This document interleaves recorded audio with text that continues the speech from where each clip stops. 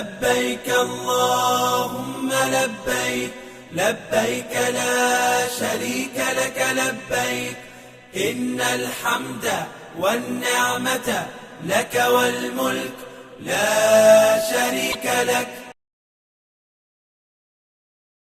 لبيك اللهم لبيك لبيك لا شريك لك لبيك إن الحمد والنعمة لك والملك لا شريك لك. హజ్ committee ద్వారా 1988 మంది మన ఆంధ్రప్రదేశ్ నుంచి ఈరోజు హజ్కి పోతున్నారు. నెల్లూరులో మన ముఖ్యమంత్రి గారు చంద్రబాబు నాయుడు గారు ఎలక్షన్కు ముందు వచ్చారు. క్యాంపెయినింగ్లో భాగంగా ముస్లిం సోదరులతో ఒక మీటింగ్ ఏర్పాటు చేశారు.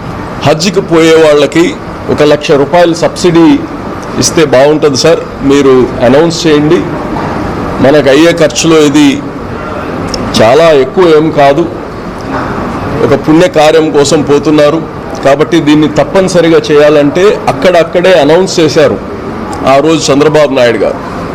ఈ రాష్ట్రం నుంచి హజ్కి పోయే వాళ్ళకి 1 లక్ష రూపాయలు సబ్సిడీ ఇస్తానని ఎన్నికలకు ముందు అనౌన్స్ చేశారు. దాన్ని నెరవేర్చిన దానికి ఆయనకి ప్రత్యేకంగా ధన్యవాదాలు తెలియచేస్తున్నా ముస్లిం సమాజం తరపు నుంచి. ఆంధ్ర నుంచి పోయేవాళ్ళు గతం నుంచి ఎప్పటి నుంచో హైదరాబాద్ నుంచి ఎంబార్క్ అవడం అలవాటు, అక్కడి నుంచి వాళ్ళు ఫ్లైట్ తీసుకోవడం అలవాటు. చాలామందికి బెంగళూరు నుంచి ఫ్లైట్ తీసుకోవడం అలవాటు, డిపార్చర్ ఆడ నుంచి చేస్తున్నారు. అంటే ఎక్కువ ఇంటర్నేషనల్ ఫ్లైట్స్ అక్కడనే ఉంటాయి కాబట్టి. కానీ ఈసారి మన విజయవాడలో కానీ గన్నవరం ఎయిర్పోర్ట్ నుంచి first time direct flight Saudi airlines వాళ్ళతో మాట్లాడి ఇక్కడ ఏర్పాటు చేయడం జరిగింది. అప్పటికే చాలామంది మన ఇక్కడి నుంచి పోలేం కదా అని చెప్పి ముందు హైదరాబాద్ నుంచో బెంగళూరు నుంచో బుక్ చేసేసుకున్నారు చాలామంది. అయితే వాళ్ళందరికీ రాబోయే రోజుల్లో ఎవరు ఎక్కడి నుంచి మీరు వేరే రాష్ట్రాల నుంచి పోవాల్సిన అవసరం లేదు. దానికి కావాల్సిన ఏర్పాట్లన్నీ ఈ ప్రభుత్వమే విజయవాడ నుంచే పోయేటట్టు ఏర్పాటు చేస్తుంది. మీరు ముందుగానే బుక్ చేసేశారు కాబట్టి మనం ఎక్కువ ఫ్లైట్లు వాళ్ళకి కమిట్ చేయలేకపోయాం. వచ్చే సంవత్సరం ముందుగానే ఇక్కడి నుంచి పోతే మీకు అన్ని విధాలుగా సౌకర్యాలు ఏర్పాటు చేస్తారు. మొన్న 333 మంది ఇక్కడి నుంచి ఎంబార్కేషన్ పాయింట్ విజయవాడ నుంచి పోయారు. వాళ్ళకి సెండ్ ఆఫ్ ఇవ్వడానికి వచ్చిన వాళ్ళ బంధువులకి వెహికల్ పార్కింగ్ కాడి నుంచి వాళ్ళ భోజనాల కాడి నుంచి మళ్ళా వాళ్ళు తిరిగి ఇంటికి పోయేదాకా ఫాలో అప్ చేసి అన్ని జాగ్రత్తలు తీసుకుంది ప్రభుత్వం. అలాగనే ఇందులో భాగంగా ఎవరైతే ఈ యొక్క హజ్కి పోయి వస్తారో వాళ్ళ అకౌంట్లో ఈ 333 మందికి 1 లక్ష రూపాయలు వాళ్ళ అకౌంట్లో డైరెక్ట్గా జమ అవ్వబడుతుంది. జనరల్ ప్రాక్టీస్ ఏంటంటే హజ్కు ముందు ఇవ్వరు, పోయి వచ్చిన తర్వాత వాళ్ళ అకౌంట్కి జమ చేయడం జరగద్ది, డైరెక్ట్గా వాళ్ళ బ్యాంక్ అకౌంట్కి వెళ్ళిపోద్ది. దాని గురించి ఎవరు ఏమైనా వేరే వాళ్ళు ఇస్తారో లేదో అనే అనుమానాలు సృష్టిస్తే ఎవరు నమ్మొద్దు, మీ అకౌంట్కి డైరెక్ట్గా వస్తుంది. ఈ రాష్ట్రంలో హజ్కి పోయే వాళ్ళకి అనేక ట్రైనింగ్ క్యాంప్స్, అదేవిధంగా ఎవరైతే హజ్కి వెళ్తున్నారో వాళ్ళకి మెడికల్ చెకప్ కానీ జీజీహెచ్లో చేయించారు. వాళ్ళకి కావాల్సిన టెస్టులన్నీ చేసి వాళ్ళ హెల్త్ పరంగా వాళ్ళు ఫిట్ ఉన్నారా లేదా.